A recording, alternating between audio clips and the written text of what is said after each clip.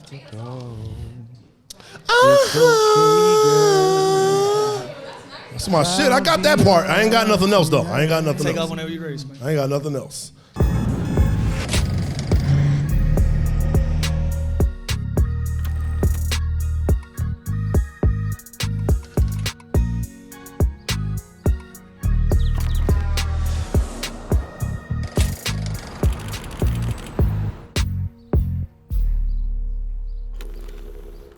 Ladies and gentlemen, welcome to another episode of the Underground Lounge. Man, it's your boy Spank Horton here, and I can't do the show by myself. I got to do it with my partner in crime, my guy, Lemon Pepper Lu, a.k.a. Lou Will. What up, pimp? How you doing today? I'm doing good, man. I'm doing good, I man. just spilled the drink all over the place. You done spilled the drink?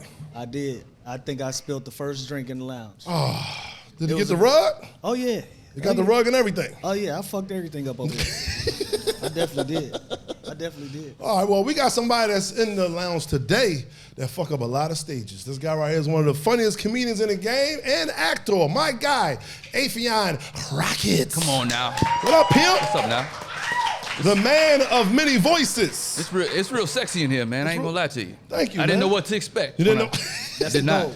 That's I the did goal. not. You've been on some podcasts before and then go. I've been on some bullshit. I ain't gonna lie to you. And there's a lot of niggas in the room. This is completely opposite of that. But I should have known you two niggas. You two smooth ass niggas. You an old dancing ass nigga like me, so I get it. I know what you into. Right. We just got a lot of friends. We got a lot of friends. Yeah. That's what that is. You know? How you been, man? What's going on with you? Great, man. I can't complain. That's what's up, man. I won't do it. You know, it's a lot of complaining niggas out here. No, it definitely is. It definitely is. Especially what's going on with the election and the new guy in. And you name it, somebody gonna complain about some shit. That is true. Like, people don't live happy lives. They don't. They're gonna find something. Yeah. So I ain't that one. I live a pretty. You can't even tell anybody, say, have a nice day. What's so nice about the day? My guy, what's going on? Right. It's a good day, man. It's nice. Some Who ladies. kicked you in the goddamn sternum, nigga? Yeah. What's up with you, though? Let's talk about how you got into comedy, because before you was doing comedy, you was out here on Soul Train and getting your dance See, people on, get right? that flip-flop. So I did Soul Train just for fun. I had already done Def Comedy Jam. Oh, wow. Yeah. Okay. Def Jam was in 95. Shout out to Bob Sumner. That's pretty much. Shout out to Bob. Earthquake and Bob Sumner are the two who discovered me. Let's just call it that. Okay, right? shout out to Quake. Def Jam was 95. I toured for about 3 years, and then I moved to LA in 98. Okay. When I moved to LA, just on some, I don't want to wait tables before these acting gigs start coming in. Right. I got back into dancing, and some of my homies was like, yo, come down to Soul Train. It's the legendary Soul Train. You know, we all grew up on the shit. So I was like, nigga, why not? I'm gonna go down the Soul Train line a couple times too. I still could dance. Right. So, you know, I wasn't too cool to come to LA and just start over, first of all. I didn't come to LA like, nah, you know, I did Def Jam in 95, so these niggas should recognize On some cocky shit. They should give me a show. Yeah, that's real. It don't work like that. It don't that. work like that in LA. It don't. Nah, It don't. You come out here, you're a small fry. Yeah. Nigga. You be big time back in. No seasoning. Right. No big Larry's time on in your your shit. old hood. When you come here, it's like, oh, okay. They all got more credits than me. God damn. Everybody shit. got credits, yeah. Yeah, so it's a good thing, though. It's a good thing. As far as you and your comedy, right? So you was doing comedy before you was dancing. What made you get into comedy, though? No, I was dancing first, but when it comes to like the TV stuff, stand-up happened and then Soul Train happened. Then Soul Train, okay. But I've been dancing since I was a kid. Since you was a kid. Yeah. Right. Same thing with me. Which, if you saw, I know. I told him I was a dancer. He got mad at me. You know what I'm saying? I used to be dancing back in my... No. I got upset because you was a gangster first. Yeah, I was a gangster too. See, that was my Gangsters problem. dance though, Lou. Yeah. No. He had to educate me. I'm a little younger than him. Okay. I didn't realize gangsters, that was the way to set that shit off back in the day. That was a declaration of war. Like, hey, we finna dance this shit out. I Right. didn't realize, that's That's before how your hip-hop, B-boys. that's Your how time, B-boying, too. that's Yeah. how B-boying started. B-boy. Yeah, B-boy. It became an alternative to gang violence. So whenever you see niggas, when you see niggas in front of each other, like doing all that, like they acting like they shooting each other, they want to shoot the nigga, but they decided to dance it out and do it to a beat. That's what I'm saying. He had to educate me with that, because I'm like, bro, how you dancing against? I'm 38. You still? He had to think about the lie. You saw that? He just turned 38. He just turned 30 a couple weeks ago. That's all. I'm fresh. I'm a fresh 38. Oh yeah, you a young. I turned 38 October 27th. Okay, nephew, I see you. Yeah. I got my little one grade right here. I see you. Yeah. Okay. Life is good. Life been good too. Right. Amen. I got a lot of Amen. grace. I got a lot of great. So far as the comedy though, let's get to how you got like into it though. Like in the comedy, I could do stand up. Fuck it, let me. Nah, it wasn't even on no cocky shit. It was Def Comedy Jam. I saw just the whole. It was the hottest show ever. Right. Def Comedy Jam. Everybody that we know that's black comedic millionaires touched that stage. They did. So for me, it was a no-brainer. I was already dancing. I already loved the show for all the right reasons. The Martin being the host, and then all those beasts that came through, Chris Tucker, Bernie Mac, everybody was coming through there. So being a dancer, somebody who was already on stage all my life, and I was always doing voices and impressions. Yeah. And so when I saw Cool Bubba Ice, he don't know Shout about out no Cool Bubba. Shout out to Cool Bubba Ice. When I saw Cool Bubba set and he did all impressions, I was like, oh shit, I'm about to try this shit. Yeah. And I got on Def Jam in '95. Wow. Yeah. But you started, what year you started? With the 95. I started in '94. You started in 94 and got on Def Jam in 95? Yeah. God. Shout out to Bob Sumner. Damn. But you got to walk me through that. I don't understand. Yeah, when it comes to stand-up, it usually take you a while, especially a legendary show like Def Jam. It takes you at least, all the other comedians probably been Most doing of those at least 10, comedians 15 was years. Bill Bellamy and those guys. They was doing comedy for years. Like they were seasoned veterans already by the time Def Comedy Jam came on. I was a young buck that Bob Sumner just happened to see something in my talent and was like, nah, I got to put this nigga on. No, because for me, it's hindsight. Like by the time I heard of Def Comedy Jam and all of that, everybody was legendary already. So I just imagined that. Imagine that it was already, it was already on and popping. That's similar to my story. I did Comic View a year after I was doing comedy. Comic View. Okay. Yeah. Shout out to Michael Blackson. He the reason I was opening for him when I first started from Philly or whatever. He's like, yo, I'm gonna see if I can get you on, and he got me on. So that's a similar story. Shout out to him because most comedians don't look out like that. They don't look out at all. Not in this game. They don't look out. No, they don't share contacts. They don't share contacts because they feel like they want to blow first. Like that's the game with comedy. Pause. They want to blow first. Pause. That is a pause. You're right. Yeah. They want to become a superstar first. They want the limelight first. Yeah, they want the limelight. I forgot we in the pause area now. Yeah, it was a pause era. Yeah, when a woman pause, you know it's bad. Bro, She paused loud too with no mic. Yeah, she was the first one.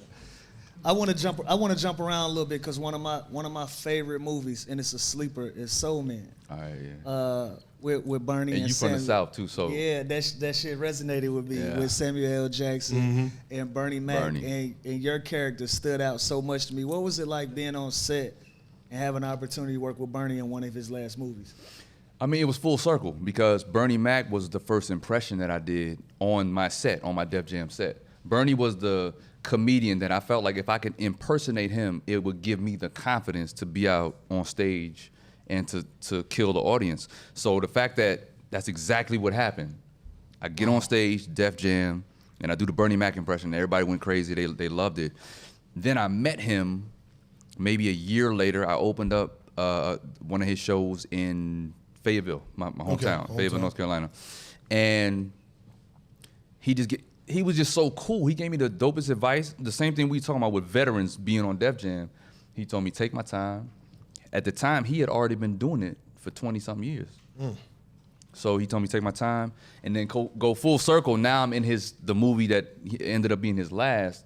He was just giving me a lot of advice. He was like an uncle on set, just really looking out for me, making sure I had the business game, making sure my health was right, because they had a shooting in Memphis at the Peabody in the middle of winter. Sound like that happened a lot. That's normal. The way you said it, yeah. That's just the Peabody. Yeah, shooting at the Peabody. Right. But no, that's what we were filming the movie at in Memphis. So in Memphis. Yeah. That was a good movie.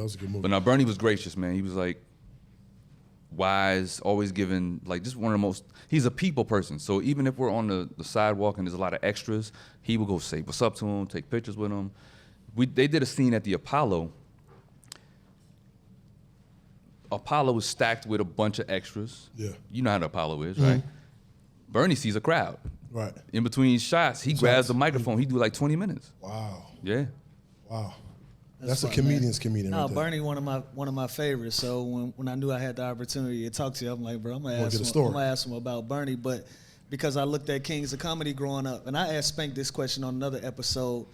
In today's time with comedy, and it feels competitive now.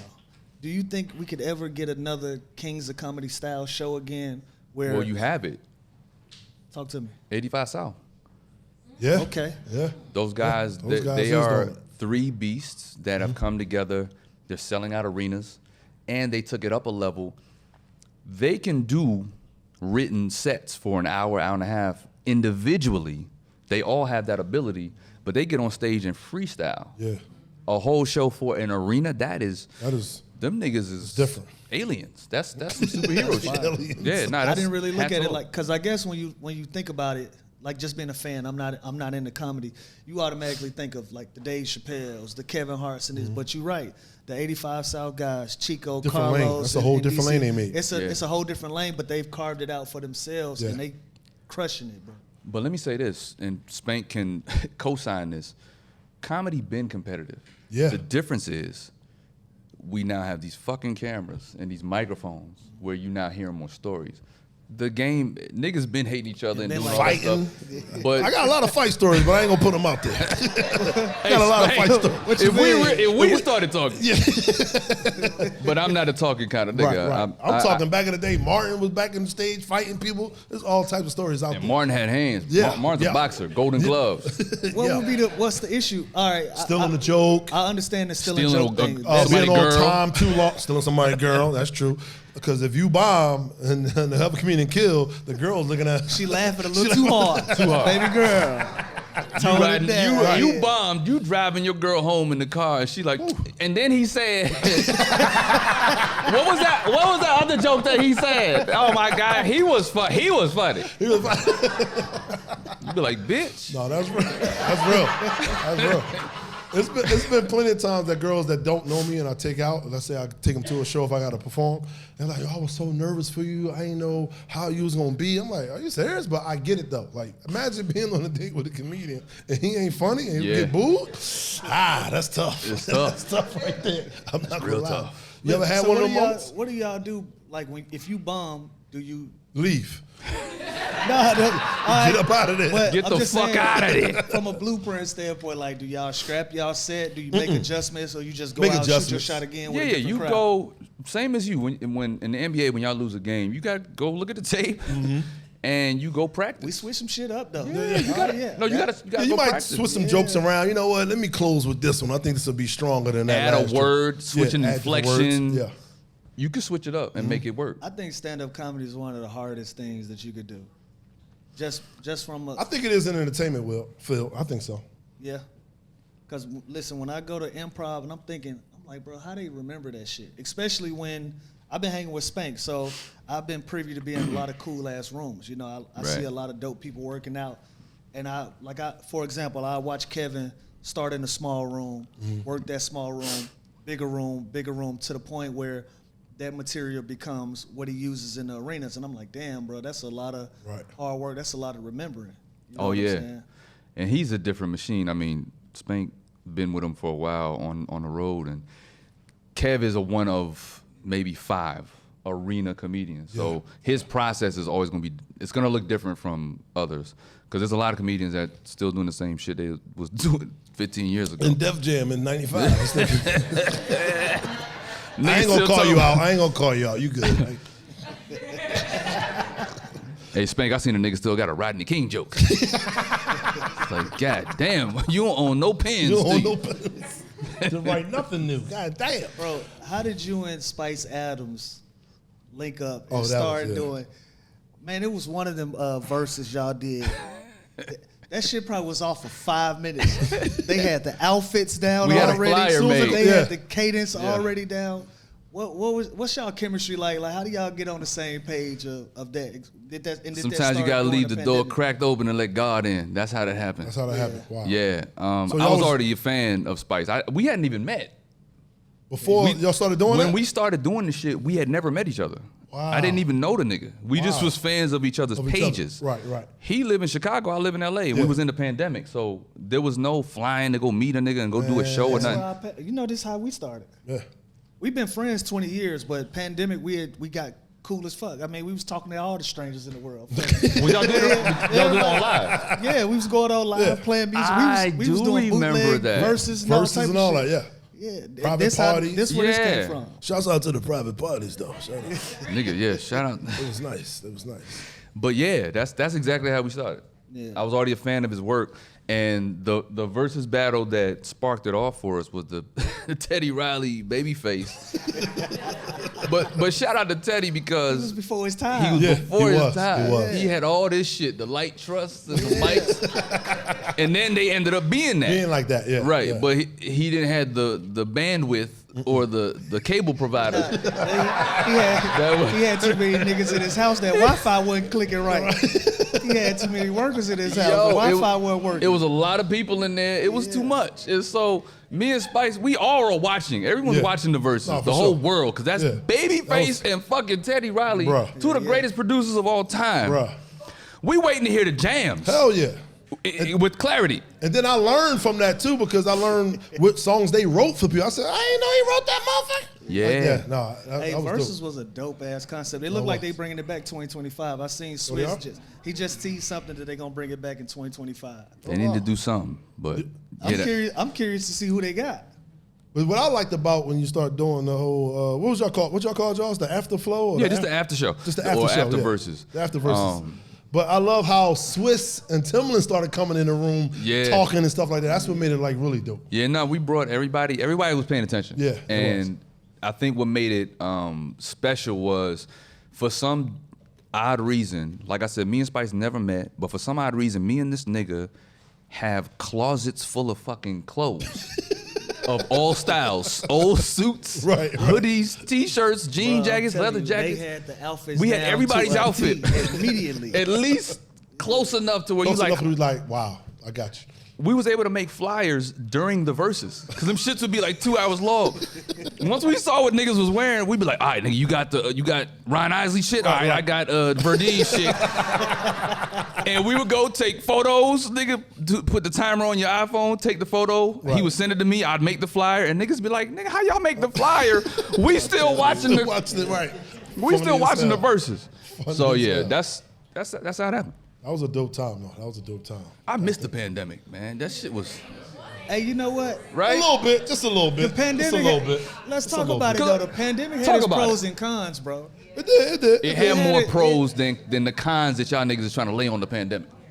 I enjoyed the pandemic. I did too. I'm a homebody, so I ain't give a fuck about seeing nobody. I'm an got introvert. To know who I fuck with, who I don't fuck with, for real. Facts. No, because you spending too much time around people, it's like, bruh, we not friends for real. We social friends. No, you learned a lot about people in the pandemic. You do.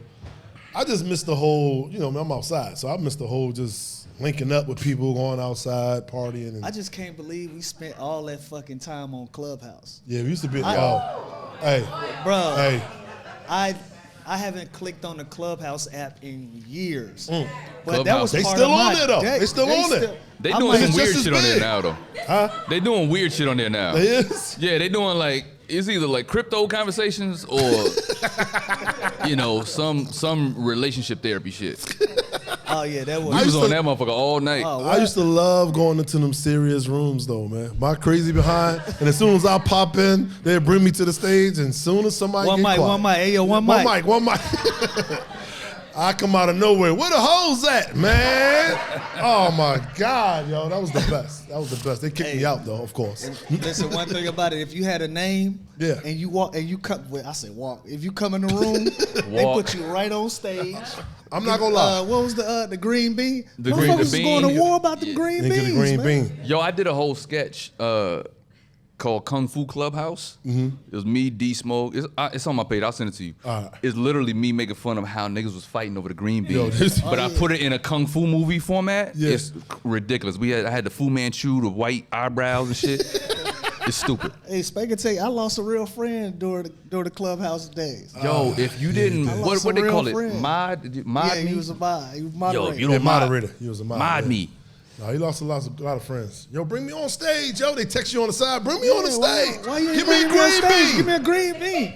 Niggas was like getting pussy off them green beans. That's what it was. Yeah, it was. They was. Yeah. I'm like, if that's what you need to get pussy, you are. You inside. If that's what you need. But I ain't gonna front. I'm a humble guy, and I know I'm a little popular and all that, but I ain't gonna front. Clubhouse. Wait a second. What? I'm humble, I know I'm a little popular, but I'm humble. But that don't go that together. don't go together? Yeah. You know you're a little popular?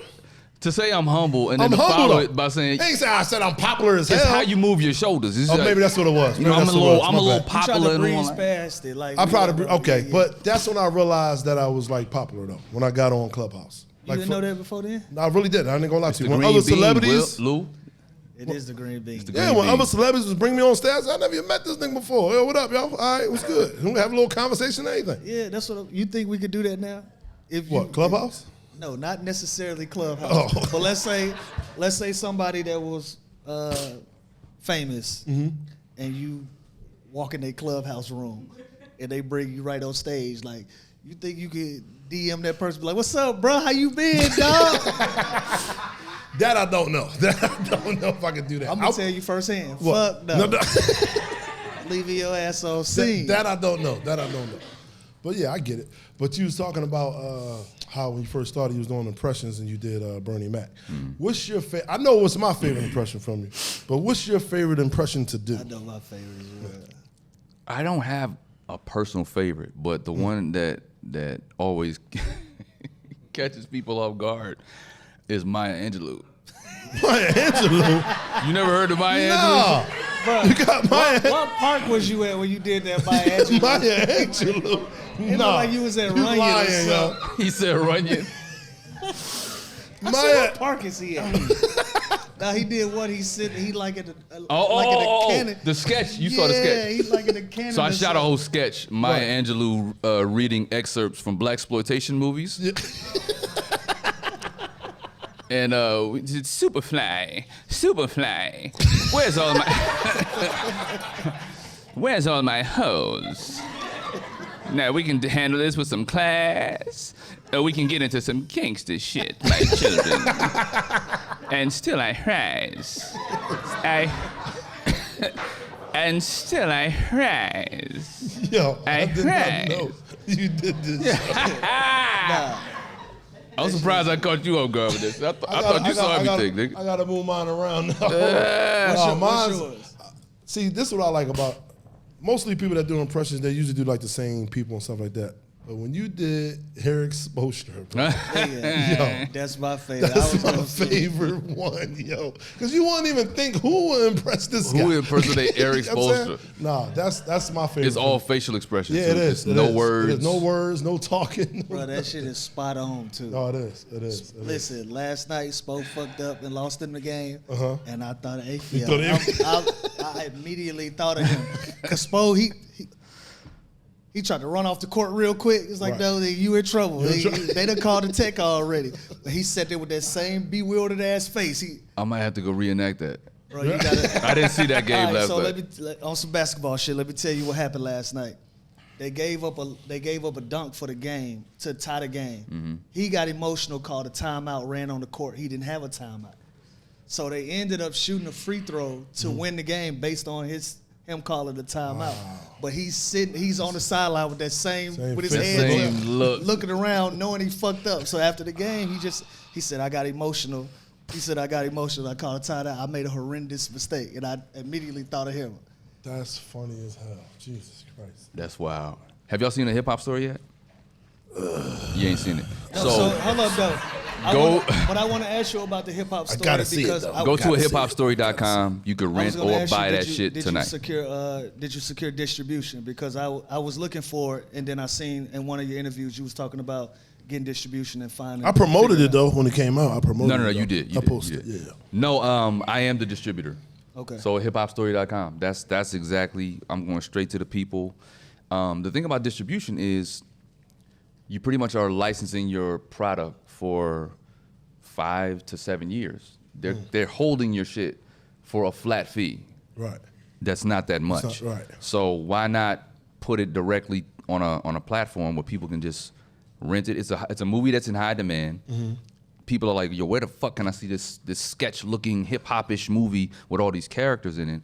Hiphopstory.com. So every month I see Okay. the dashboard Right. I got you. and the accumulations. So how many characters did you do in that movie? At least 13, 14.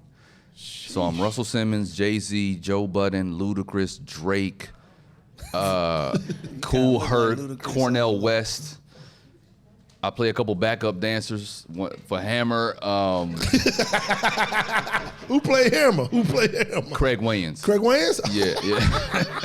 No, the movie is wild. The movie is very wild. I'm gonna check it out though. Fresh Prince. Okay. Yeah, so anyway, it's just a story of hip hop. I played Ice-T. We played all the members of NWA on the album cover. But it's a journey through hip hop from Kool Herc in the park all the way up to now, and they got to figure out what the fuck is wrong with hip hop now, and they got to save it from the lowbrow ignorance that it has become. So it's a fun journey. It's not like a spoof movie, but it is impressions and parody, and it's a musical. Like we rapping in that shit for real. Right. Oh, word. Yeah. Okay. As in character though. Like if you hear the Jay-Z or Joe Budden bars that I'm doing, you would think these niggas wrote their own that shit. So it's spot on impressions. When you do Jay-Z, you definitely sound like something he would write. Like, yeah, I appreciate you saying that. Yeah, I appreciate you. Yeah. I don't think I've ever heard you do Joe Budden. No, Joe Budden? I don't think I've ever heard you do Joe Budden. It's time to put the baby in the bassinet. My math wrote some big ass checks and I ain't cashed them yet.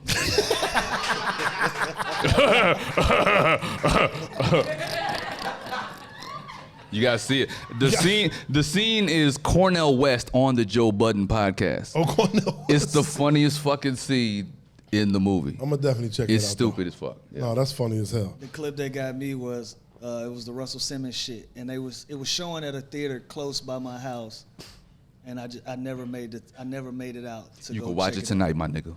Nah, definitely. For sure. Nah, for sure. I was on a search. God is my witness. I was on a search looking for the movie. That's why I asked you, because I was actively looking for the motherfucker. I got you. And then I seen your interview where you was talking about it. It might have been a Breakfast Club. Yeah. Where you was talking about how you could find a movie and what you was going through as far as figuring out the distribution part of it. Yeah. Speaking of the Breakfast Club and Joe Budden show, did you see Bernice Burgos? She was on the Joe Budden show, and she was talking about how she was making $30,000 on an average night. But a big night, like her birthday, she would pull $70,000. Now, I'm sure... Doing what? Bartending. Making drinks. Yeah, and the drinks apparently wasn't that good. That's what Joe Budden said. Well, let me say this. I've seen Bernice. I didn't see her on that, but I've seen Bernice. Right. Yeah, she's a yeah. Oh, yeah. She's great. Yeah, she's nice. She's wonderful. Yeah. Yeah. I don't care who making them goddamn drinks. They not making $30,000 on the average. But you found a clip where you found a clip where calling Cap. She was on the Breakfast Club, and on the Breakfast Club, she said on a good day, I made $8,000. You think it's inflated? Oh, it's definitely inflated. Definitely. I think it's cap? I frequent a lot of strip clubs. I've been with a lot of people who get 30,000 ones. Right. Who get 40? I've seen a guy get 40,000 ones before. I ain't gonna put y'all out there. You know what I'm saying? But they've done it. And in some strip clubs, I know the strippers. So I'll make sure, I'm gonna look out for you, get you in the section. I mean, you good. At the end of the night, they will hit me. If I know my guy spent 30,000, how much you left with? 4,000? 4,000? It was only 3-4 of y'all. How you only leave with 4,000? But see, the thing is, them 100 ones, I'm gonna put this out there, fuck it. Them 100 ones that you get, it's not 100 ones. But we talking about the bartender, right? I know, but I've been there too. I've been to Starless before. No, I know they had the star tenders at that time, and that whole. It'd be like 3 or 4 of them behind the bar, and they throw money at them, but it wasn't. I would say, it's most likely that she probably got it a few nights, right?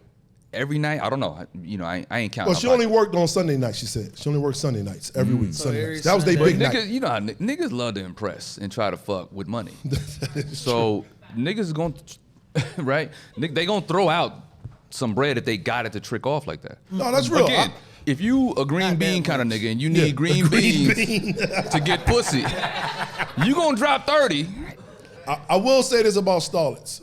When you go get ones, if you get more than, I think they start at 10,000. They come with a sign. You know how they come with a sign for your bottles? They come with a sign 10K if you got ones at your section. Okay. So I've seen signs with 20K. You ever got you a sign? Who? No, I ain't never spent that much.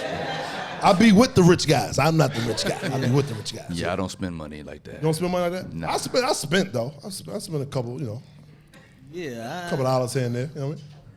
Not that many. I think the most I ever spent in a strip club probably was $5,000. That's probably the most.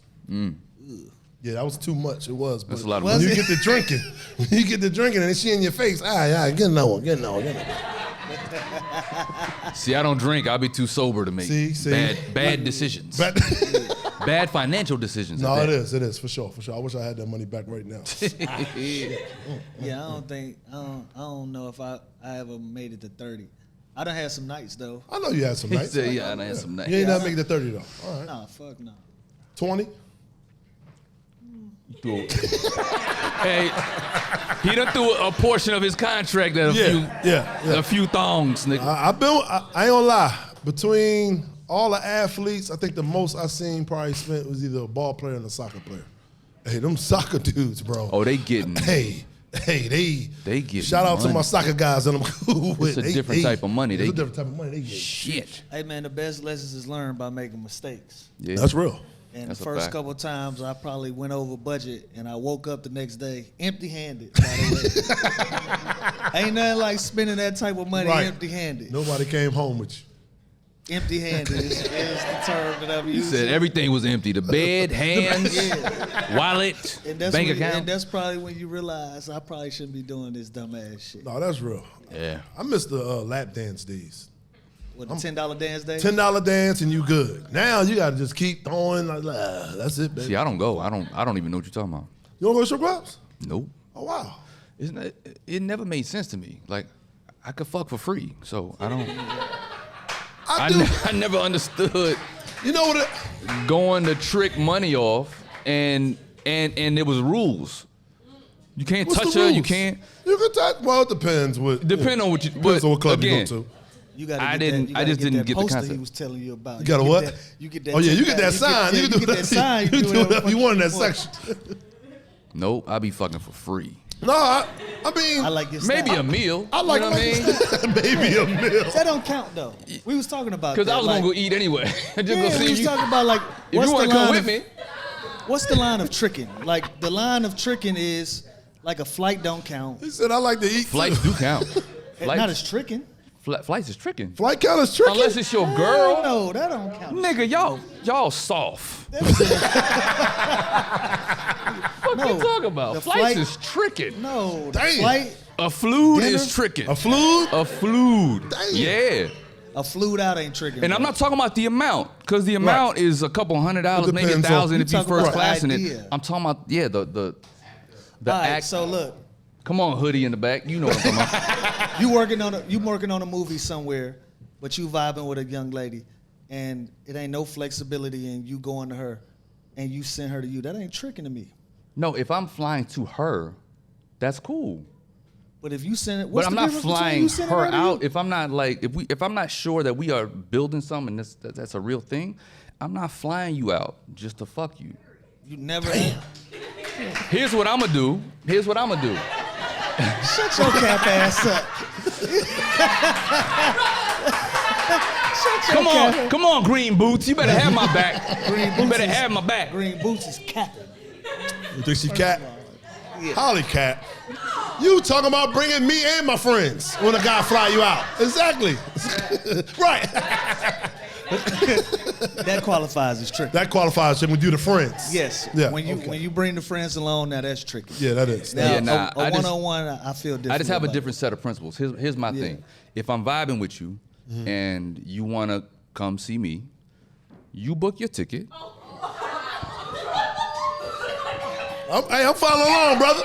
I'm following along, brother. it. I'm listening. Can I'm listening. Here, listen. I'm listening. One mic, one mic. One mic. One mic. Hey, look. You gotta hear him out. Look. Read the room. Hey, let that man cook. listen. Hey, let that king speak. You notice my facial expression ain't changed. I'm not moved by your emotional response to what the fuck I just said. You book your ticket. Right. Yeah. I got everything else when you get there. Say less. Okay. I got everything else. You got everything else. I'm with But that. I'm not fluing you out. And if you niggas been paying attention to the trouble that Diddy's in, that shit is flued out is actually illegal. Sex trafficking. It's actually sex trafficking. It's actually sex trafficking. So y'all can ooh and ah all the fuck you want. He got a point there. I mean, listen. My money It's is sex my trafficking, money though. and my It is. look. My money and my legalities are safe. I'm about to, hey, fellas. Next question. Speaking of we- Diddy, we you got gotta- Diddy voice? Take that. That's what I be saying to these chicks when I be like, take that. When I tell them the book they goddamn They ticket. Take that. Yeah. You gotta listen. My business is my business. Yeah. I talk how I talk, and the ones who like what I say respond to what I say. That's real. If I'm not for you, I'm not for you. If I'm not for you, you not for me. Hey, man, let me write this shit Listen, down, man. man. I'm all willy-nilly flying chicks to Cleveland and little cities and shit. You want to write that shit down old school, my boy? Right. That's how I look at it. Yeah, if you ain't I'm in Raleigh, North Carolina. Since we here, never listen. been to Cleveland. Hold on. Quiet.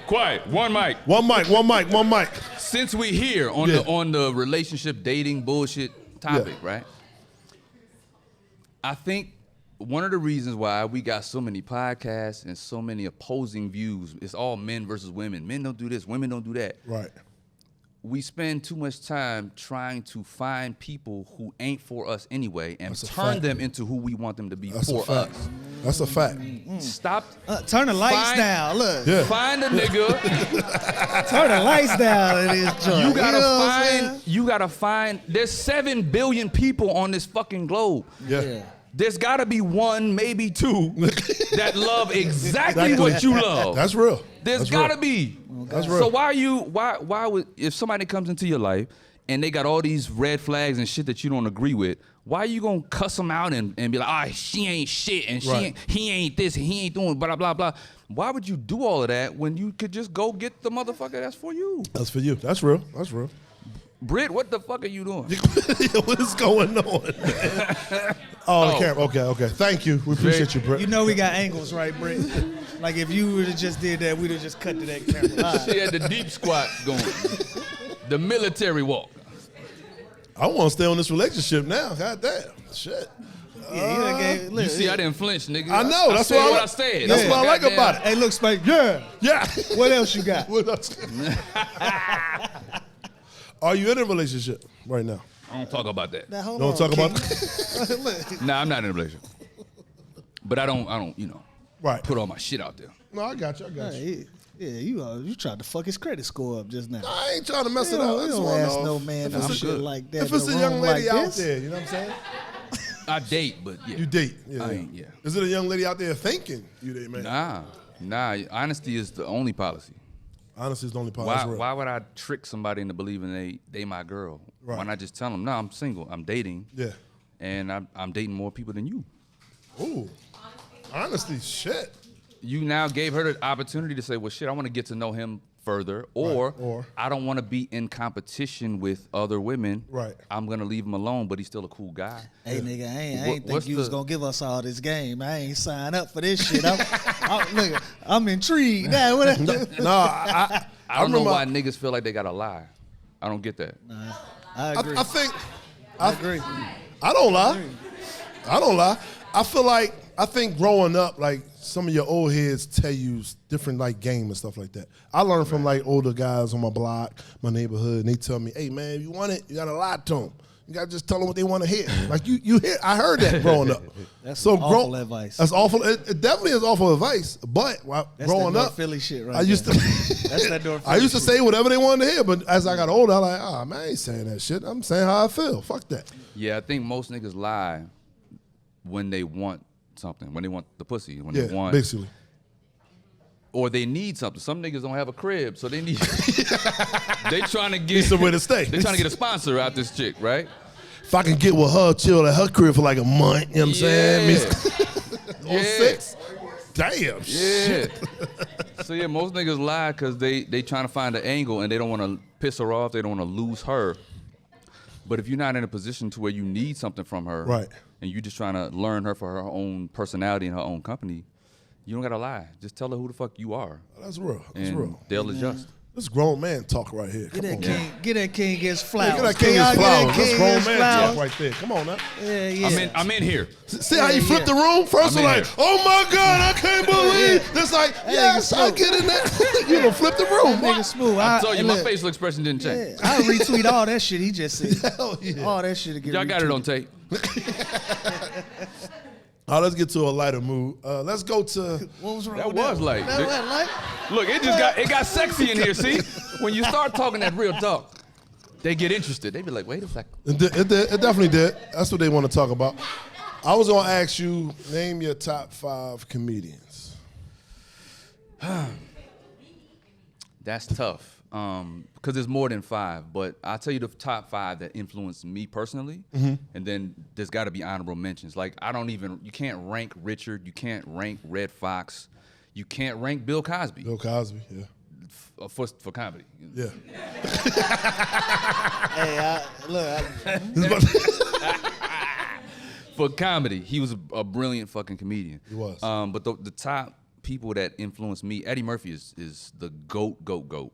For sure. The whole Wayans family, because that in Living Hell Color. yeah, hell yeah. yeah. Damon, like all of them. They don't get the roses that they should don't get. get talked about enough. Talked about a lot. Martin Lawrence. Martin is top notch for me. George Carlin.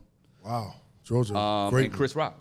Chris Rock. For me. From a stand-up perspective, those are the 5 that influenced me the most. Who inspired me was Damon Wayans. Damon Wayans inspired. He don't get talked about enough. Oh my God. There's so many of them, bro. You don't know which one you Which is talking about. That Damon Wayans, They all you successful. stupid. They all successful. It is a lot of them. It is. Listen, you just said Damon Wayans, and I'm going through the fucking Rolodex You don't of know which Wayans one in it my is. head. Which one is the Wayne? I'm like, that's the bald See, to head us, one? they're all bald head. very The bald specific. head. Yeah. Well, But Keenan Damon bald head Wayans' too. last Shit. stand, Yeah, what? I just posted one of his clips on my IG. Yeah. brilliant. Yeah. Yo, he followed me, right? So I hit up the nephews. Hey, did he make a mistake? Because he followed me. He said, no. He said he fucks with your comedy. I said, Yeah. that's love right there. Because Chris Tucker followed me, then he unfollowed me. Yeah. What'd you do? I don't know what I did, though. You probably was. It was too many goddamn pussy jokes on your page for Chris Tucker. It might have been. It Right. might have been. Yeah. It might have been. Yeah, God-fearing man. It might have been too Chris much on my page. He just want to play his golf, stay out the way. Hey, but look, as I get older, though, I understand Chris Tucker because as a fan, you just like, man, do another Friday. And he kept saying, I don't want to be typecast. I don't want to be stuck in those type of roles right. of just being high all the time. Now that I've gotten older, I'm like, that shit made sense. Like, I don't know if we'd have got the rush hours, we'd have got some of the classics that we got out of him if If he'd he'd have have kept stayed. doing that. That's true. I think now this is a perfect opportunity for him to spin the block. Even when people start talking about DC Young Fly playing his son, and even Ice Cube's son being in the involved in some movie. capacity, like it's a pocket there where they can make it make sense. But he just It like, takes the right writers, I ain't with but it. I agree. They can spin the block and make something really special with that. Him and DC Youngfly would be a great combination. No, it would be. Oh, yeah. It would be. Yeah. It would be. What would be a great comedy remake you would make? I would love to remake Harlem Nights. Harlem Nights? Yeah. Harlem Nights I would would be dope. love to remake Harlem Nights. That shit is so. It's a classic joint. I mean, for sure. Eddie got all the classic movies. Like he got does. like 6 that I'm like my all number one That's a fact. favorite Yeah, joints. for sure, But for sure. Harlem Nights, I think. Is Life number one? No. Life number one for me. Life is number one for me too. Coming to America. I mean, Hip Hop Story is basically my homage, hip hop coming to America. Right, okay, So, okay. Coming to America is just brilliant as fuck to me. I think Coming to America like 3 or 4 for me. Boomerang number 2. for me. Boomerang is top. Yeah, That's the movie It's I up want to there. remake. I want to remake Boomerang. It's Life by a landslide for Life. me. By landslide? That's my comfort movie. I could put on Life, fall asleep No, on Life it, is watch brilliant. it. Yeah, Life is That's brilliant. my that's my Yeah, Life is comfort. That's my Boomerang go-to for comfort sure. movie. Beverly Hills Cop. Hills Cop. Trading Places. Damn, Eddie yeah, got he got some shit. classics, bro. Eddie got some shit. Damn, he got some classics. Yeah. That'd be hard to do. That's why I asked you that, because a lot of people were like, man, I don't want to remake that because that was Eddie Lane. I don't want to, because being around Kev got some calls to do some remakes. He said, man, I'm not stepping in that. You don't want to step into that shadow. That's a tall shadow right He there. turned them things down, so I get it. That's why I asked you, though. Yeah. Lou, you got, did you ever name your top 5 comedians? I think I did, and then y'all niggas started chopping my shit up. You remember? No, that was Mars. I was chopping up Mars shit. No, y'all chopped my shit up too. We did? Yeah, because I said Bill Burr. Y'all was like, no, we said we he white. He can't be no king. Oh, yeah, that was Naeem. Yeah. Naeem did say that. He said With an angry face. Naeem. With a straight angry face. Naeem got an angry face. Yeah.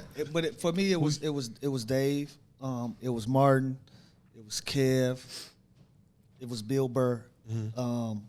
See, I went to a high school. My freshman year was an all-white school. By the time I graduated, it was an all-black school. Mm. So that was my first time. With all the niggas in, huh? Yeah, but that was my first time like being around white people in my life. Right. You know what I'm saying? So it introduced me to different pockets of cultures. You know what I'm saying? And I discovered Bill Burr in that. And I was like, yo, this funny as fuck because these are the type of people that I'm around every day that think like this, that act like that, with this sense of humor. Mm. And so Bill is in there for me. I don't know, man. I'm a big fan of comedy. That's why I be with this nigga every day. So, fair question to you. Who's your top 5 basketball players? Penny Hardaway is I grew up in Memphis. So if you know, like Penny is Michael Jordan in Memphis. And in all fairness, Penny, I said it every time I mention your name. The story? I'm going to tell people, I don't fuck with you like that. He shunned him as he was a kid. He shunned him on his way up. I told him to his face, I'm going to get that king his flowers every time his name come up. Right. I don't go out of my way to talk shit about Penny Hardaway. Yeah. But since you asked me. I didn't ask you shit about him specifically. I said who your top 5 players, nigga. Look. Don't be trying to. Nah, but I'm going to tell you. I grew up in Memphis, Tennessee. Again, Penny is Michael Jordan us. That's the highest we've seen. That's the greatest we've seen. And I worship the ground this nigga walk on. You know what I'm saying? And so I carried that shit with me throughout growing up playing basketball. And I finally got a chance to meet him. I was 17, and I was about to go to the NBA. We had the same agent at that time. Mm-hmm. And they set it up for me to meet him after a game. And I walked through the back, and the agent, he introduced me to Penny. He like, yo, Penny, this is the young kid I was telling you about. He think about going to the NBA next year. And Penny never even looked at me. He stuck his hand out, shook my hand, never made eye contact, never spoke to me, shook my hand and kept talking to who he was talking to. And I said, from that moment on, anybody ever ask me about Penny Hardaway, I'm going to tell my truth. I'm going to tell my truth. But you got to let that go, Lou. No. I'll let that go, King. No. We ended up squashing it. He apologized to me years later. You know why he apologized? Why he apologized? Because every platform I went on, and they asked me about my top players, Penny Hardaway is always my first. But I told him, every single time somebody tell me, I'm going to tell my truth, nigga, because you did that shit. So Penny is number 1 for me, Allen Iverson, LeBron James, Shaquille O'Neal,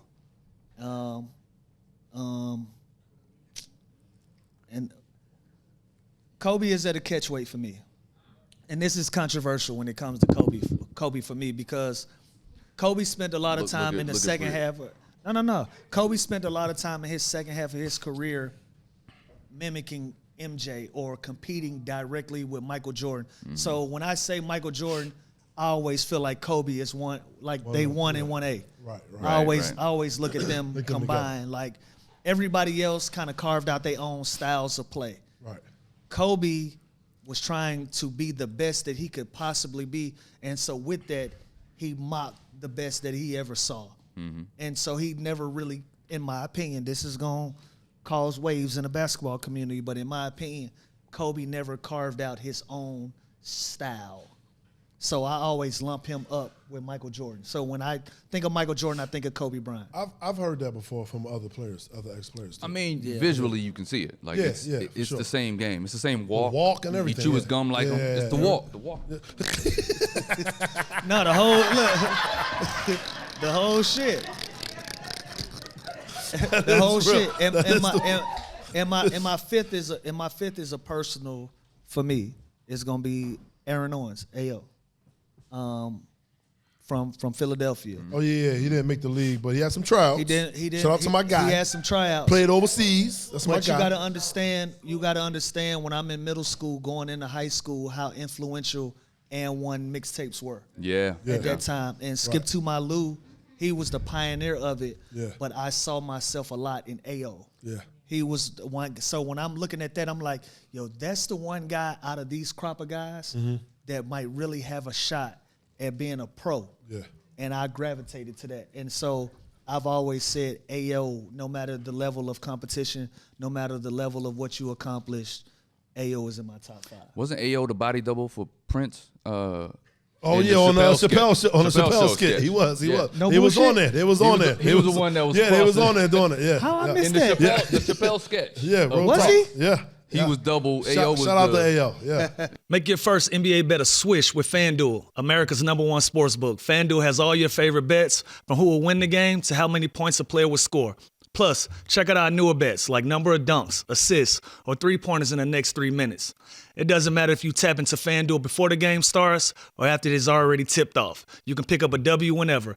And now is the perfect time to get in on the action because right now, newer customers can bet $5 and get $150 in bonus bets if your first bet wins. Just visit FanDuel.com/UGL for your chance to $150 in bonus bets. Make every moment more with FanDuel, official sportsbook partner of the NBA. Yeah. I got a funny AO story. He tried out for the Sixers, right? So this is when AI was there. So he said he was playing this and that. At the end of the trials and all that, AI go, yo, man, why you want shooting the ball? He said, nigga, you was on my team. You shot every fucking time. Nah, no So, bullshit. but he had his trials, though. Shout out to my guy, yo. We're going to have him That'll be on the my, lounge. but that'll be my top 5. Was you an athlete? You a former athlete? No. No. I just watch it. Yeah. Yeah. Who's your favorite team? I don't have a team. have a I team. like players. You like players. I like to see niggas that got greatness. And I pattern everything I do after those type niggas who got that extra gear. Extra gear, right, So right. you're mentioning them. Mike, Kobe, Bron, Steph, Kyrie. Like there's certain niggas that got that. Yeah, that different I'm not like you other niggas. Right. But I'm very much like you when it comes to comedy. Like it's a lot of guys that can, we just saying 5, but like Steph Curry is there. Like what he did for this game, like he still got the game fucked up. He's the reason that all these teams are shooting 40 and 53 pointers a He's night. the reason. sure. Because they were so successful at it. Right. Teams had to we Adjust. can't trade 2s for 3s. We got to shoot 3s with them. Y'all see that game last night? Absolutely. Yeah. Absolutely. Playing against Clay? Shit. He let it be known. It's still my house, nigga. Yeah. They said Clay ghosted him, though. They said Clay ghosted him. Once he got traded, they said he ain't talked to him. No, you can see That's the energy normal, was though. weird when in That's the greeting not. last That's not a thing. That's normal. Like nigga, I live in Dallas now. I'm not finna be texting no grown man every day. You ain't gonna Hey, text dog, back? No, what but you up texting to, back, bro? though. I heard he wasn't even texting back. That's what they were saying. That's normal. That's Hey, man. normal, nigga. It'll be hard for me to get 10 of my ex teammates on the phone right now, cause I'm the same way. Like So when you on that road, a Sixer. You was probably with the Sixers the longest, I believe, right? You with the Sixers the longest? So a Sixer teammate, ex-teammate, after you left, were you... You don't talk to none of them. I'm not talking about that guy. I'm talking about the other guys. I'm man. listening. I'm listening. When you went to your next team, who was your next team after the Sixers? Atlanta. Atlanta, yeah. So when you went to Atlanta, you still didn't keep up with a Drew Holiday or... It immediately get kicked out of the group chat, all that shit. Word, what? Yeah. What? Y'all gotta understand we are still in a competitive nature. Them be your real brothers, them be your real friends, them be your real partners. But when you on another side, hey bro, I'm gonna fuck with you when I fuck with you. Yeah, but And you know what? and you draw a line, bro. I think this need to be said more, bro. Because you know how they say the league now is not competitive. They all friends Yeah. with the each league other. the league is super competitive. Because I never heard this Me perspective. neither. Me Yeah, neither. it just looked different. It just looked different. Like in the 80s and 90s, them niggas just used to fight. Yeah. It's Punch a, niggas in the face. Yeah, it's a Fortune 500 company now. Right, You're not right. fighting everybody worth at least $100 million. Yeah. I'm not fighting nobody. That's true. Let alone another nigga that's worth what I'm worth. I'm not fighting. I miss you. the fight days though. I ain't gonna lie to you. Yeah, but like, but It again, didn't help the game though. It didn't help the game. It's motherfuckers famous to this day just for fighting. Them niggas wasn't even good. Yeah, the nigga. They just was throwing hands. Like they was just physical. But that's where the game is. But it's a lot more competitive when it comes to that. And again, you got to think, bro. You in and out of cities. I'm in 3-4 cities a night. You in 3-4 cities a night. Right. We got families. I ain't got time to be talking to you. Talking to you every day. Yeah, like I'm just saying a text back. But if though. somebody was my homie, like, I don't give a fuck where you. But that's what I'm saying though. Think about it. Tonight, we go look at the motherfucking TV. It's 8 games on. Yeah. When I'm done hooping and I'm tired, the last thing I want to do is talk to another nigga about some basketball shit. And I've been dealing with basketball shit all day. I want to check in with my girl. I want to goddamn see what's going on Instagram. I want to check in on my kids. I don't want to talk to you because I already know you know what I'm going through. Right. So that part of it gets skewed. Like if you don't really understand it, people that's like, real. damn, like why Clay and Steph ain't texting? Like I'm busy. When Clay was done doing what the fuck he did, he got on a jet. Yeah, and he went to the next city. Yeah. He ain't got time to be worried about this bromance with Steph. Like that's just a reporter asked Steph after the game, like, yo, why didn't you welcome Clay to the game like how all the fans and stuff was doing, like how he walked in and they was all cheering for him. He said that's their job. They're the fans. Like he got a job to do too. Yeah, I got it right. I wish I would see Steph Curry out there. See like, Clay, hey, my guy, was go. No, he trying to put motherfuckers to sleep. Right. Yeah, and like I gotta. He did that. Sleep, I'm very much a part of this show, like you, bro. And I want to be the main character in this show. Right. Yeah, so I'm not gonna take a step back to let you get your shit. No. And then Clay was doing the shoulder shimmy and shit after he shot his 3. Right, they was jamming each Yeah, other they was. throughout the whole game. I love was it. like, Hey, look, for some light skinned brothers, it was a whole lot of it was some dark skinned shit going on the court last night, right? But I think that's real nigga shit. Yeah, I think that's what the game that was need, good though. It definitely do. I just seen Joe Mazzulla say he want to bring back fighting. I was like, Joe, you need to invest in a bully. The coach of Boston said he want to win. All right, but let me give you some backstory. A lot of people don't know. He'll just say that and leave a cliffhanger. Right. This motherfucker practices jiu-jitsu. Oh. He ain't tell nobody that. Right.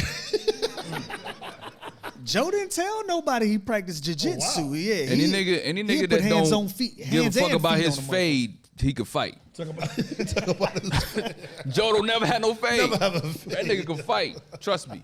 Fucking hilarious. You was talking about how you had interactions with, like, you know, your heroes growing up. Have you had an interaction with a comedian vet where you felt like, well, damn, no love? All right, you right. It always happens. You're right. I But know. I don't call names. I'm not of that. Okay. Of the culture. Well, just tell a story. You of ain't gotta get niggas names. on the mic telling shit. You ain't got to get the names. Just tell a story. I can't, cause it's so close. You're gonna know. It's too close. Yeah. I don't. Okay. But ultimately, you'll get the niggas that in the back of the room of the club, you about to go on. They mad cause you actually funny. Right. So they be mad. Why you did 7 minutes, nigga? It's 7 minutes. You supposed to just do 3. You had to guess it, man. Yeah, why you? And then they can't follow what you did. So you get it be that little shit. But I'm so in a space where I don't feed into negativity. I just don't. I don't have time for it. I stay on my path. I can kick niggas in the throat too. I'm a Joe Mazzulla kind of nigga, so you could say all the shit you want to say. I'm not ever gonna start nothing, but I'm that nigga that's like, all right, just leave me the fuck alone. Let me make my money. Hey, that's the most dangerous motherfucker to fight. No, it is. Just let me make my money. Leave me alone. Leave me alone. Please leave me alone. Shit out you. I don't. And you don't know who kicked you for real. Leave me alone. I don't want no Hey man, leave me alone, bro. Leave me alone. Look, nigga be stretching this shit like, hey, leave me nigga, alone, bro. say something to you real quick, nigga. What about the craziest interaction you had with a fan after the show? Yeah, I'm a boring nigga. Damn, bro. I don't have crazy. I don't invite crazy. Well, besides the Karen walked on my stage. She wasn't a fan. I saw that. She hated that I was talking about black dick on stage. I got a couple. Crazy. Shout out to Chicago. I'm just giving it a shout out. I'm just giving it a Chi-town. shout out. That's Right. where the show was at. Look, they be ready to be defensive. You see that? She said, hey. Right, get off stage. Young lady come to me, start talking. We talking. Then a guy come over. I'm like, okay, y'all both want to take a picture? He's like, nah. I'm like, all right. So I'm talking to him. He's still standing. I'm like, is this your guy? She's like, yeah, that's my guy. I'm like, all right, what's going on? So he goes, yeah, she get a hall pass, bro. What? I said, excuse me? Yeah, she get a night, man. Go ahead, have a good time. I said, yeah, bro, I ain't with that type time and stuff like that. I'm cool on that. So I turned that down. Yeah, I turned that down. Yeah. Because he was standing there. He was standing right there, so it sounded like he Like, want to. if she got a hall pass, you the principal? You gonna be in the room? Right. What are you doing, nigga? No, that was a tough one. Had a young lady cry. She ain't cry because I was like her favorite comic. No, she cried because she had like a hard week. And then I had a good show, and she came up to me with, I really needed this. I appreciate you. I was like, oh, shit, all right. Oh, yeah. I mean, I had a fight break out during... You got a fight break out 2 during the shows. show? Yeah. Why you on stage? Why you on stage? Those be the best, though, because you get to talk. The first one was in Cleveland, but my feature was on, and they was mixing it up. Tables was turned, though. Cleveland Improv. We going to Cleveland this weekend. That's They fun. was going ham in that bitch. And then, you know, it tapered down, but he handled it. You know, you got to be able to freestyle and do commentary and shit. Mm-hmm. Yeah, that's all you got to do is commentary for a fight. Oh, shit, nigga, you got to get him back. Oh, World shit. star. Yeah. What was the other one? Atlanta, yeah, whatever that fucking... Uptown? No. Forget the name of it. Comedy Theater? Shout out to Uptown, by the way. shout out to Uptown was Uptown. where Earthquake first... That was my first comedy money. The first wow. comedy money I ever made was $200.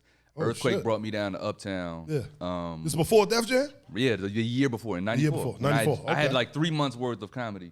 But that was my first paid gig was Uptown. My first paid gig was $60. I performed at a hair show. Hey, the hair shows be the ones, Yo, though. It was so, yes, at a hair show, it was so many women there. The Though. audiences be crazy at the hair show. No, because when you're doing stand-up, you really want to look into a crowd that's a lot of women. Like, guys is too cool. They don't want to laugh. That's a When you fact. see a lot of women, you know, okay, they're going to laugh. They're going to enjoy themselves. No, I'm going to have a good set. Right. I had a good set. That was my first ever paycheck, $60. But that's something, though. Like, Yeah, when you something. get that 60, year you was that? like, oh, nigga, I'm about to... I started in 2001, okay? All right? I started in 2001, if you want to know. You probably was. Jesus Christ. You ain't had to do Most that. of these people was watching. You ain't had to do them like Talking that. about our first paycheck when we performed, started doing comedy.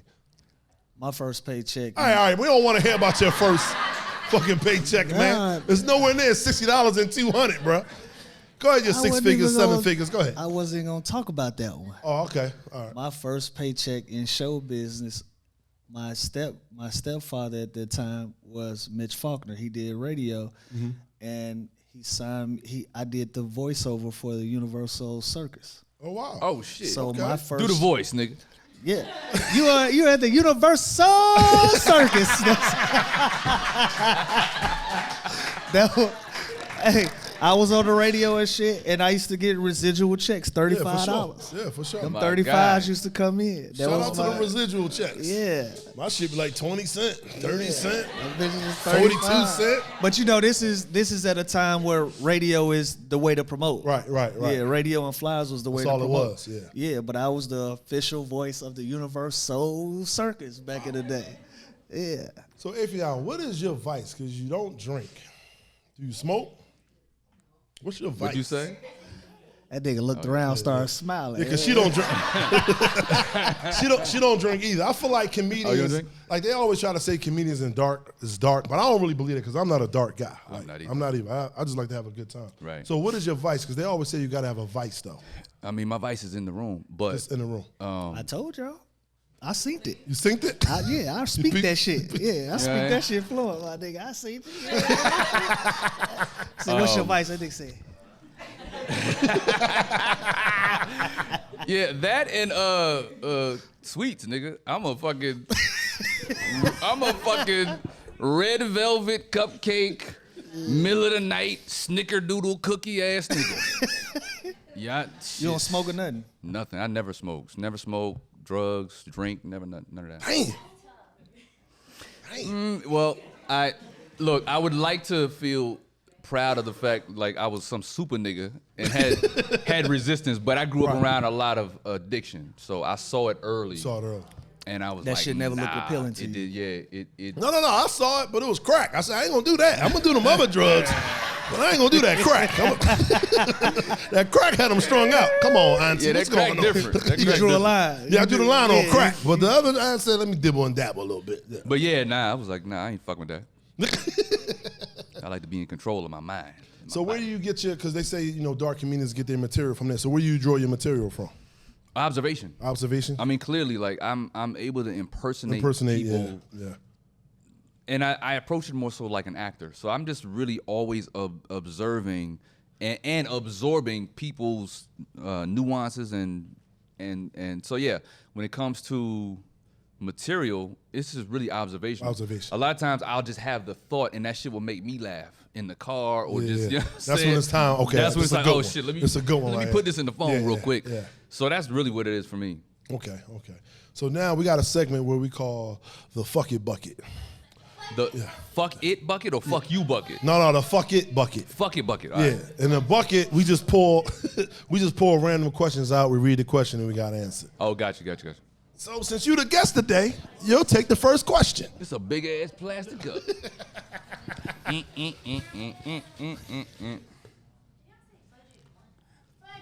Fudge it. Are we passing the bucket or is it just me? No, we all go do that question, and then we all get a Start different with you and question. we go Oh, around. it's one question for all of us. Got you.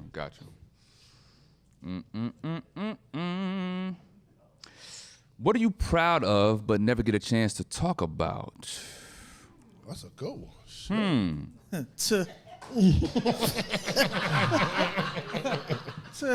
My porn star days. No, I'm joking. I'm joking. Yeah, sir.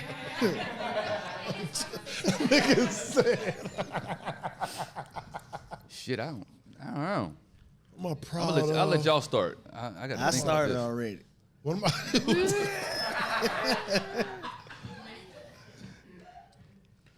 I'm gonna go a little deep. I usually don't go deep on here. Pause if that's necessary. You can say pause. It's necessary. It was a deep It's vagina. necessary. Pause. It's this. My daughter. I think I'm proud the way I raised. My daughter's mentally challenged. She has Dravet syndrome, so she's her development didn't ever get to where it's supposed to be. You know what I'm saying? She still acts like she's 4 or 5, but she's 18 now. So I'm proud the way I raised her and how I got a divorce, but she's still with me damn near every day. Like, so I'm proud to talk about how being a good dad. Being a good dad. Love that. Yeah. That's my baby. So in that same, well, not in the parental vein, but my friend group. I met most of them in LA, like my close friend group. And I hear people always say how LA's a bunch of fake people and da-da-da. And I believe you attract what you are, right? I'm the same way. Yeah. But I've had friends for over 20, I've been here 26 years. So I've had friends for almost that amount of time. And we are a unit. We move like a family. We didn't come from the same mom and dad, but we move like a unit. And that's something that I don't get to talk about or verbalize or appreciate publicly, but I have the dopest friend group in LA specifically. That's what's up. And their kids are my nephews and nieces and all that type of shit. But because LA you get that negative connotation of they fake and this and that, but I don't think they make it out here in LA. I think the fake ones come for like 2-3 years and they exactly. Back home. That's how I feel. They go back home and start a podcast, right? Yeah. That's real talk. Yeah. Lou? Shit, I guess I gotta say some deep shit too. Goddamn. Say some superficial shit that you proud of, nigga. Right. He's like my 4th car, nigga. Shit, I it'll probably be just never second guessing myself. I got drafted when I was 17 years old, and I'm small now. Pause. Like I'm 6'2", 185 now. So imagine, what I was at 20 years ago, and I was naive enough to think I was ready to play in the NBA. And I didn't have a backup plan. I didn't have a B plan. I never thought that it wasn't gonna work out. Like I just always blaze that trail, you know. So that'll probably be one of the things that I'm proud of. Another thing is my kids. Sure. Yeah, my kids, like very much like what you just said. How your clique is, you can't even be around me if you don't raise your kids. That's just how we kick it, you know. And shit. that you ain't even gotta be doing the best job. Like nigga, you just gotta try. Right. You know what I'm saying? I think that's one of the things, that's one of the principles me and my guys stand on. Like, Let's break that cycle. yeah, if you don't rock with your kids and you don't do the best that you can do, you a fuckboy to us. Keep your ass away from around us. Speaking of that, going back to the Hip Hop Story movie, A Hip Hop Story was a movie that I made with all my friends, the same ones that I'm talking about that I met 20 years ago. They're not all big names, right? My co-star is actually my guy, John O. His son, he's a single father, raised his kid from a baby by himself. Wow. And It's tough. his son is now in the movie with us playing the young me. Oh, So I've watched this kid go from a baby to a co-star in a movie. But that's what I'm saying. Like my friend group, I try to bring my people around, wherever I am. I try to have some kind of involvement in my folks, with my folks. yeah, that's real. That's good shit right there. I like that. Yeah, listen to that for the people that's out there. Black people. Look out for your peoples, man. That's what we doing out here, look man. out, man. Come on now. Trump in office, Bring your man. tribe along. We gotta look out for each other now for sure. God damn. Who you voting for? Can we talk about that?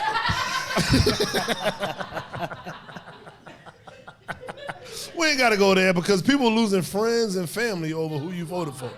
That shit They is should. crazy. Look, man. They should? Hell yeah. I really want to understand from black people who voted for him. 20%, about Why? 20%. I want to know how they justify that he's for them. I don't get it. I'm really confused. I'm playing devil's advocate. I don't want y'all to think I voted for Trump, but I'm looking from their perspective. Take the cutoff. Say what you gonna say. No, I'm saying, because you know how it is on the internet. He must have voted for Trump. No, When we start following the internet rules. you right. No, I just look at it as they've been Republicans. A lot of the black men got white wives. They in that whitewashed world. But it ain't just those types. It ain't just those. I think it's mostly them type, in my opinion. I think no, it is. we saw. No, they not. You don't think so? No, they not. I know some They real. quiet. I know some No, real it's been some niggas that's hip-hop type supporting Trump. it's Yes, because it come. people that look like down- us. Oh shit, Yeah. Waka Flocka. I did see. I ain't gonna say no names. But I didn't say no names. I just saw a meme. I didn't say no name. I ain't What gonna I'm it's saying- already on the internet. I know some real guys that believe strongly about that. My position is a very common sense level. He divisive as fuck. I don't care about your policy. I don't care about the money. As a common sense grown man, if I can't rock with you and have a cup of coffee with you, I don't care what you can do for me. Right. That's how I kick it, you know. So That's where I'm at with it too. when I listen to his messaging, bro, it's divisive. That shit is dangerous. It's incendiary. Like, listen. He's back in office, right? In January. In January, but he's the president-elect. Yeah. Since he's been president-elect, what have we seen start popping up again? Nazi flags. We start seeing the slavery shit. We start seeing. Is we posting that though? Yeah, like we're starting to see again. Are we posting that though? I'm just saying, as far as us. No, we not posting it. Did you get the text? I didn't get the text. All right, so we won't even get into the text. But again, he's ignited a certain type of person. They feel comfortable in being that out loud because they feel emboldened to do that based on his leadership, based on his messaging and what he's gotten across to his base. And so for those things alone, I can't do it. Like I've said this before on a show before, Affion, that I consider I'm smart enough to know I'm one of the privileged ones, right? Yeah.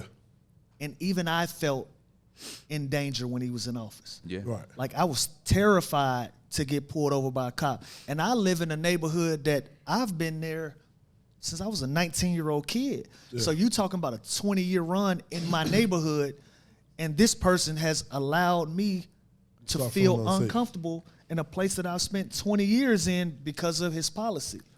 I can't fuck with it. But that's why I say I really want to hear black people tell me why. I really want to just understand. Not want to hear the ignorant ones that I saw?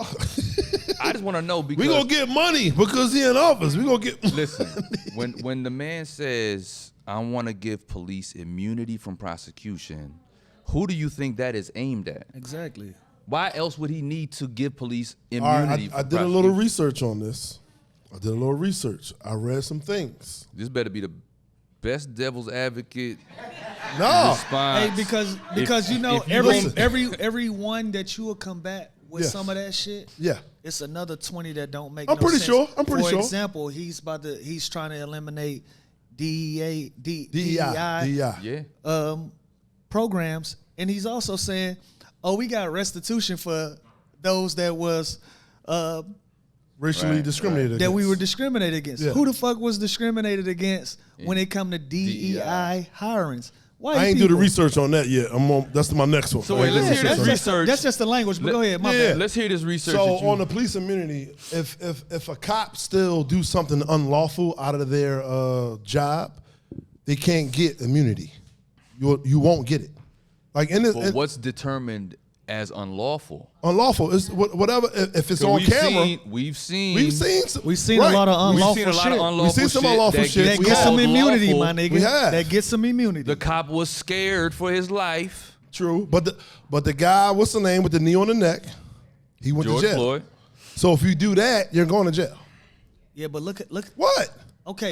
I'm telling you what I read. I'm telling you what I read. No, that's fine. That's fine. What I read. Go ahead. Let's have a conversation. Go ahead, yeah. He went to jail. Mm-hmm. But look how hard we had to fight for that. That's real. Look how hard we had to fight. Never have we seen niggas was marching in London. Marches. Bro. Niggas was marching in London. Bro. Facts. Nah. Don't start that, Holly. What Holly say? She talking about and crump dancing. You remember Right. the one home In front of the cops. I ain't like that though. Hey, we got to talk about that. If I ain't like that though. What was you doing, bro? Come on with the in front of the cops. Come on. They was crumping. Come on, bro. I ain't like that though, bro. Everybody expressed themselves different. It was supposed to be a silent protest. That shit was hilarious. and a display of passion and anger and emotion.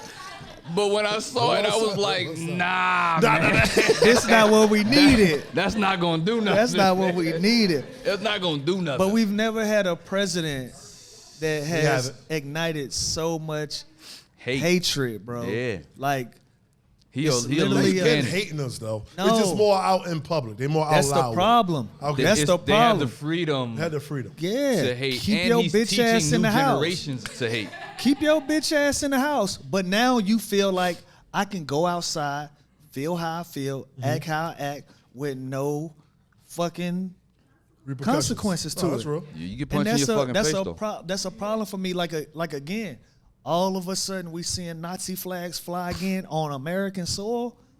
Where we going? What we going with this? They've been flying around though. They've been flying in the South. Yeah, they have. But They've been flying around the South. Bro, I live in the South. They have. I live in the South. Confederate flag. No, they got it in front of their houses and everything in the South. I No, travel bro. everywhere. I've seen it. No, bro. They still got them in front I'm of their not riding, houses. Spank. Huh? Spank, I live Yes. in a deep South, Yes. Spank. I know you live in the deep South. Ain't no Nazi flags. What? Confederate flag, sure.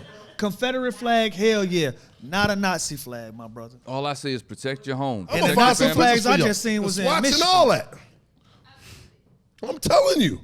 I done drove to see small black colleges an hour and a half from the airport to get to that neighborhood. I'm telling you. I said, ooh. But listen, but even to that point, right? You go all the way out there. Mm-hmm. That shit don't come to your front door. No, it doesn't. It doesn't. That shit, they on the sidewalks, on the curves of busy main streets, comfortable as fuck being racist. Yeah, they at Target now.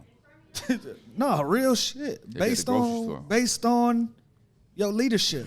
I can't rock with it because of that. I don't care. I'm with you on that one, bro. Yeah, I don't care what No, you I can't do. rock with it because of that too. I'm just telling y'all things that, because this how I am. I don't stress about shit that I can't control. But what I try to do is, you said, you know what I can do is, let me research some shit. Let me see what's going on over here with this campaign, with the Republicans and stuff like that. So I'll listen to a couple Republican black speakers to hear what they saying, like, we don't want no reparations and stuff like that. I'm like, hold on, fam, why we don't want no reparations?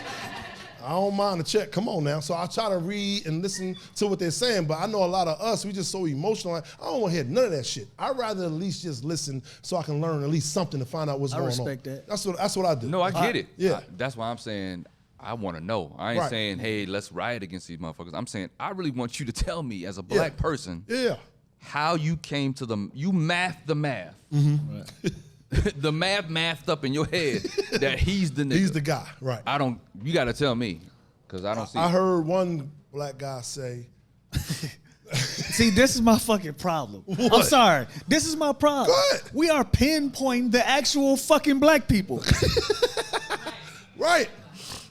Why can't you align yourself like that? And again, I know some. We never been aligned though. Since slavery, we never been aligned. No, I'm not saying that we've connected. Mm-hmm. That's another conversation, and that we ain't got time for that. Yeah. But what I'm saying is, how can you get behind somebody?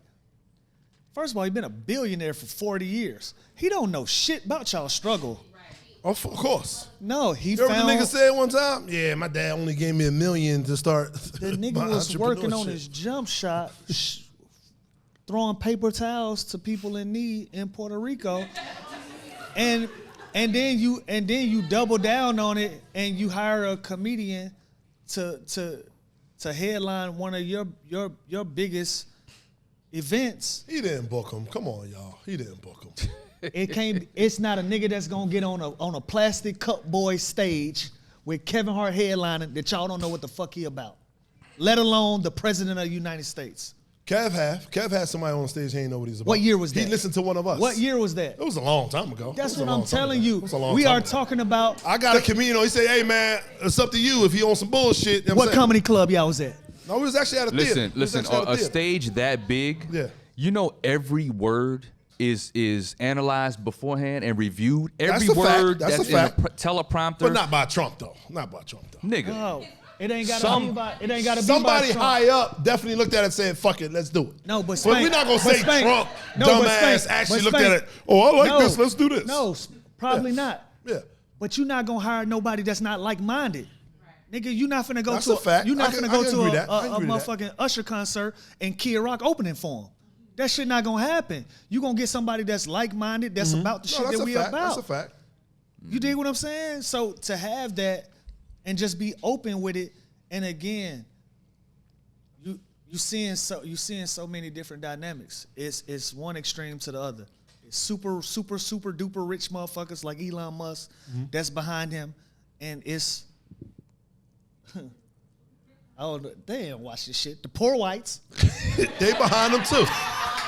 You ain't want to say Trella trash. You ain't want to say Trella trash. You ain't want to say Trella trash. I see you when I see you. Let's change the subject. Now it got depressing. I was having a great time until but just on some comments. On some common sense shit. Yeah. This shit giving me gas. It infuriates me, bro, because I got a 13-year-old daughter and I got a 10-year-old daughter, and y'all realize that's the only presidents they've seen. That's a fact. That's all they know. Right. They don't like. Obama is like Richard Nixon to me. Like, I don't fucking know. I don't know for real. Like, of course, school is going to teach me a certain thing about it, but I don't really know. Like, my kids grew up in the Trump era. They seen Biden for a few minutes, and now they back on Trump. This is the only version of politics that they know. That shit is a problem for me. But this is what I try to tell everybody. Trump say a lot of bullshit. Don't get me wrong. It's divisive and it's all that. Like he said, I'm going to build a wall. We ain't going to let these people in. You never build a fucking wall. That wall been there, nigga. Yeah, I know it's been there before he was there. That wall been there. Yeah, before he was there though. But I think he says shit just to like. Don't get me wrong. I ain't saying it's right. Illegal immigration that makes his goes. Point though. Yeah, it does. He's it's divisive enough yes, to that's what I'm saying. Say the shit. For sure. And we so stupid, nigga. Illegal immigration stretches way farther than just Mexico. Yeah, for sure. Yeah, these motherfuckers getting on planes, bro. That wall ain't doing shit. They getting on planes, trains, boats, and everything, not just walking through that wall, bro. Yeah. It's an ignorant statement to me. It's common sense shit for me. Fuck the money. No, that's real. We going to the strip club after this? Yeah, I was going to say, we got to get up out of here. Let's lighten the mood, nigga. We are in the lounge when we do rap. We do start pouring some drinks, play some music. We got a couple hookahs, you know. Yeah. Oh, okay. We got hookahs in here. We just have a that. little lounge. That's what we do. Survive. So we want to close out. We want to do 2 more questions and we out. Yeah, we do 2 more. My fault. Or at least do one my more. Fault. Or at least do one more. I ain't mean to go deep. And all my neighbors around my house don't hate me. and if you there's only 2 blacks on my block, so I don't want to. And if you feel away, come on through the gate and let's see quiet. where that get us. Let me see what I got out the bucket. Have you ever told your boss to kiss your ass then quit the job? No, I ain't never told my boss to kiss my ass. But what I will say is I told my boss he can't speak to me outside of business hours. I had a coach that I didn't get along with, that I didn't fuck with, and I told him on some grown man shit, don't ever speak to me. But I am a professional. When I step inside the lines, you are allowed to coach me. Okay. So did I ever tell him to kiss my ass? In a certain way I did, but I ain't quit. I'm pretty sure I did. I done had a lot of bullshit jobs when I was in college on the summer telemarketing. I know I probably cursed. Yeah. Man, fuck you. I don't care about his job. I'm in college. Yeah, I didn't tell him verbatim, but my actions told him to kiss my ass. In high school, I worked at Taco Bell. That was my high school job. And one day, I was just like, I don't want to work here no more. I was supposed to go in like within the next hour. Right. I went to work with my uniform in a plastic bag, a grocery bag. Yeah. Put that shit on the counter. I was like, yeah, I'm quit. I'm done. Take y'all shit back. Fuck this goddamn job. No 2 weeks notice. No motherfucking. I didn't need a referral to another job. I don't think I ever did a 2-week notice. I just quit. I just walked the fuck out. I just quit. Yeah. Fuck I remember quitting on the first day before. I went on lunch break like on the first day. I remember going to lunch like, yeah, I ain't gonna do this shit. You quit that first day? I did that on a telemarketing job with I had a lot of them jobs. I quit football like that. Football like that? Yeah, I got hit going across the middle. You was like, my nah. coach, you know the football energy.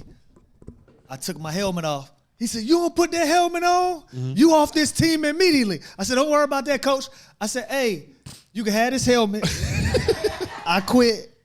He said, if you don't put that fucking helmet back on, you'll never play football again. And I never played football again. Wow. It was what it was. It was what it was. What you got, Spank? God damn. We going back into what we was talking about. Let's get into Pick it. Another one. All I saw was dictatorship. I said, I'm out of there. I'm out of there. It's called a fuck it bucket. Fuck that question.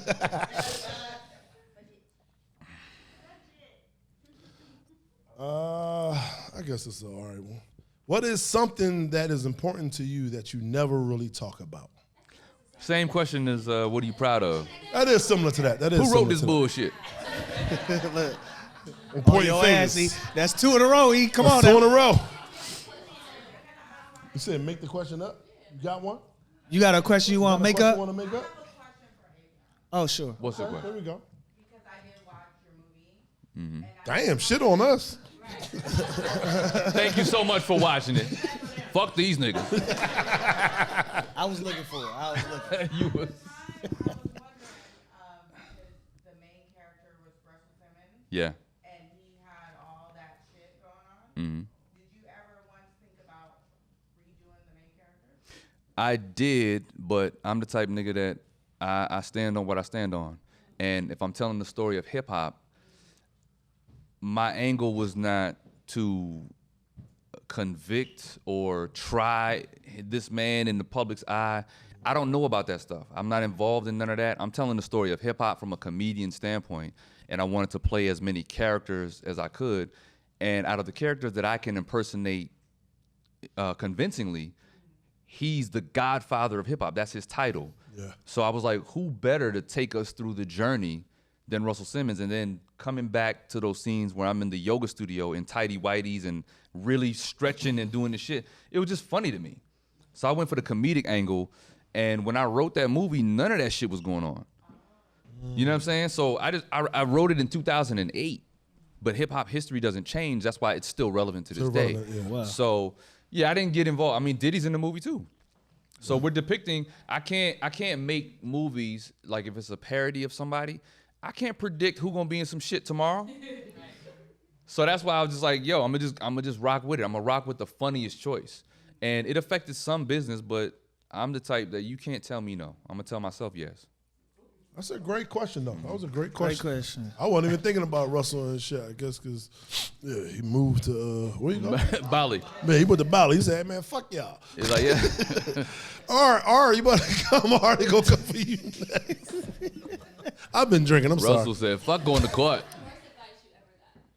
The worst advice I ever got? I don't want to say it's the worst, but it was a bad advice I got from a comedian before. I had this gay joke, and I had this gay joke, and this is at the time when like LGBT was like on some shit. Yeah, on some shit. Like this one was really big. He's like, hey, bro. The militia. Yeah. If I was you, I'll stay away from all that. I'll stay away from all that. But the joke actually went viral. Yeah. And it did good because I wasn't. Tell the joke, King. I'll simplify it. Basically, I was saying if my son was to be gay, what would I do? And so I would say, like, he about to get married. He ain't marrying a woman, he marrying a guy. So it ain't gonna be no bachelor party. It's gonna be one of them type parties. But I gotta go, because that's my son, I gotta support. So I talk about how gay guys try to hit on me, like, hey, bro, I'm not here for that. I'm here for him. Well, not for him, with him, that's my son. So I just broke it down, like, and it was funny as hell, and it did good though. I feel like that was a bad advice I got from a comedian, and he was a legit comedian. He wasn't like no up and coming comedian. He was a legit. Like, yo, if I was you, why Kev say that to you? Kev didn't say. I'm gonna tell you what Kev said to me. Kev said, "Hey, I like it. I can't do it, but if long as you stay witty with it, I don't mind it on the tour. I don't mind it. As long as you stay witty with it. That joke is witty, so I don't care. Go ahead. But don't be malicious and on stage saying F them and all that, then hell no. But no, as long as it's witty, I like it. It's got to be clever, right? Yeah, as long as it's clever. Because I pretty much say what I want to say. And it just comes down to how you deliver it, what's the context behind what you're saying, and it should be all right. But at the end of the day, you can't please everybody. Somebody's going to find something to complain about. So I ain't got time to be cleaning up material for fuck them niggas. Yeah, hell. Hey, Affion, I want to ask you what's on deck for you, brother. You got the hip hop story out right now, hiphopstory.com. What you working on now? I've been writing like a motherfucker since then. I just wrote a movie, finished last night. I wrote another screenplay, pilots. I'm developing and writing and setting up deals like that around town. I have the season 2 coming of Microphone Masters. That's my stand-up series. Basically, shout out to Microphone Masters. Yeah, Microphone Masters. Shout out to Xfinity, Comcast, NBC Universal. But it's a series that I have where I've shined a light on comedians that have been doing it for a while, but may not have gotten that big special and the big network and all that. Yeah. So we created our own series of specials for them. And the first series had Ron G, Brandon Lewis, and Kanisha Buss. Shout out to them 3. Yeah, they're beast comedians. But yeah, people who are really like savages on stage but haven't gotten that look. So we got season 2 coming up. Yeah, that's what's up. Man, we like to do interviews and we like to have dope conversations with people that we hope that we make you comfortable enough to come back to the lounge, man, and kick it with us again. Nigga, I live 3 minutes away, so this was easy. Don't tell us that. Nigga, we here every Wednesday. Affion, where you at, bro? Pull up. Like, oh, shit. Let me throw something on. Hey, but look, man, we appreciate you stopping by, sharing some game with us, bro, and kicking it. I'm a huge fan personally. I know you have a personal relationship with Spank, man, but drinks up to Affion. For sure. Let's get it. Stopping through the lounge. Crockett in the building. Hey, much love, my brother. And the feeling is mutual, man. Been a fan of yours for a while. That's my brother right there. We don't hang enough, man. We definitely don't. Two dancing ass comedians. we don't go kick it enough. We gotta kick it. For sure. That's good. Let's get it. Love. Shout out to the Underground Lounge. Yes, indeed.